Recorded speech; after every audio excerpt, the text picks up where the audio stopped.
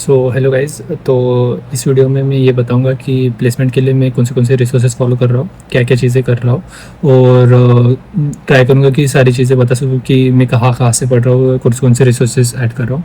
ठीक है। और ये सारी चीज़ें मैंने मेरे सीनियर्स जो है करंटली उनसे पूछी है, और उनके बाद ही मैं ये चीज़ें शेयर कर रहा हूँ। ठीक है। तो हो सकता है कि कुछ चीज़ें मैं ज़्यादा बता रहा हूँ, या हो सकता है कि कुछ चीज़ें मेरे से मिस आउट हो गई हो। सो ये बेसिकली मेरा मेरा प्लान ऑफ एक्शन है। ये सारी चीज़ें मैं करने वाला हूँ। ठीक है।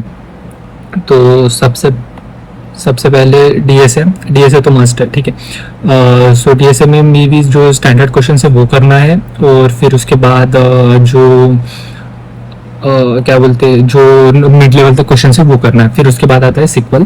सिक्वल का भी सेम, सिक्वल के भी मिड लेवल तक क्वेश्चन करने हैं, फिर उसके बाद जो स्टैंडर्ड क्वेश्चन है वो करने हैं। ठीक है। तो ये एक्चुअली जीएफजी का कोर्स है, तो मैंने काफ़ी पहले लिया था किसी टाइम पे। तो अब मैं यही फॉलो करूँगा। सिक्वल के लिए एक सिक्वल फाउंडेशन करके कोर्स है, छोटा सा कोर्स है, ये फॉलो करूँगा। और ज़्यादातर फिर उसके बाद क्वेश्चंस पे शिफ्ट हो जाऊँगा। सेम डीएसए के लिए भी ये डीएसए का कोर्स है, ये फॉलो करूँगा मैं, जीएफजी का ही है। फिर डीएसए में भी मेजर फोकस रहना चाहिए स्ट्रिंग्स और एरेज में। ठीक है।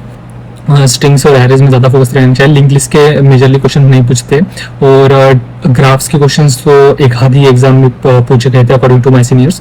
और डीपी के भी क्वेश्चन मोस्टली एरेज के साथ मिक्स आते हैं। तो हाँ, और बिट मैनिपुलेशन के क्वेश्चंस आते हैं। ठीक है। और स्टैक क्यूज की करने चाहिए, और रिकर्जन, सर्चिंग, सॉर्टिंग एल्गोरिदम्स, और हाँ, मैट्रिक्स के कभी कभी क्वेश्चन पूछ लिए जाते हैं। ज़्यादातर फोकस ये ट्राई करना कि मतलब ये ट्राई मैं करूँगा कि लिंक लिस्ट, सॉरी, एरेज और स्ट्रिंग्स पे ज़्यादातर फोकस करूँगा। सो बेसिकली मैं इस जीएफजी के कोर्सेज फॉलो कर रहा हूँ। फिर उसके बाद आता है सब्जेक्ट्स में आ गया डीबीएमएस, ओएस और सीएन। डीबीएमएस और ओएस ज़्यादातर फोकस करूँगा, सीएन के ज़्यादा क्वेश्चन पूछे नहीं जाते। फिर उसके बाद आता है एप्टीट्यूड। एप्टीट्यूड में लॉजिकल रीजनिंग आ गया, डेटा इंटरप्रिटेशन आ गया, puzzles, probability, time and work, distance, speed, app count. इसके भी ज़्यादातर क्वेश्चंस कभी कभी एग्जाम में पूछ लिया जाता है। ज़्यादातर क्वेश्चन डेटा इंटरप्रिटेशन पूछते हैं, जिसमें कि कोई ग्राफ्स, पाई चार्ट या ऐसा कुछ दिया, फिर वो इंटरप्रेट करके हम सेम कुछ क्वेश्चंस को आंसर करना रहता है। फिर उसके बाद आता है लिंक्डइन, सॉरी, गिटहब प्रोफाइल अच्छी करनी चाहिए।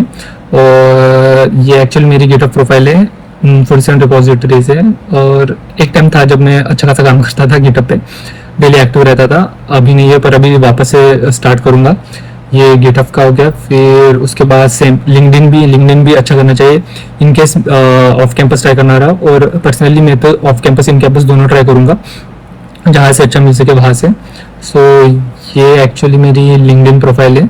ये एक्चुअली मेरी पुरानी जो कंपनी है वो है इनिट करके थी, स्टार्टअप था ये। और फिर उसके बाद डेवलपमेंट स्टैक, जिससे मेरा फुल स्टैक है, तो वो मैं अच्छा करूँगा। और बेसिकली यहाँ पे चीज़ ऐसे कि जैसे कुछ टाइम पहले रिएक्ट काफ़ी यूज़ होती थी, पर अभी के टाइम पे रिएक्ट इतना यूज़ नहीं होती है। सो ज़्यादातर लोग शिफ्ट हो गए नेक्स्ट.जेएस पे, तो मैं ट्राई करूँगा नेक्स्ट.जेएस करने का। सो नेक्स्ट.जेएस के लिए मैं उनके ऑफिशियल डॉक्यूमेंट नेक्स्ट.जेएस ही फॉलो करूँगा। और फिर उसके बाद हाँ, अभी तो मेजरली कुछ महीने के लिए यही फोकस रहेगा। हाँ, बस इतना ही है। ठीक है, थैंक यू।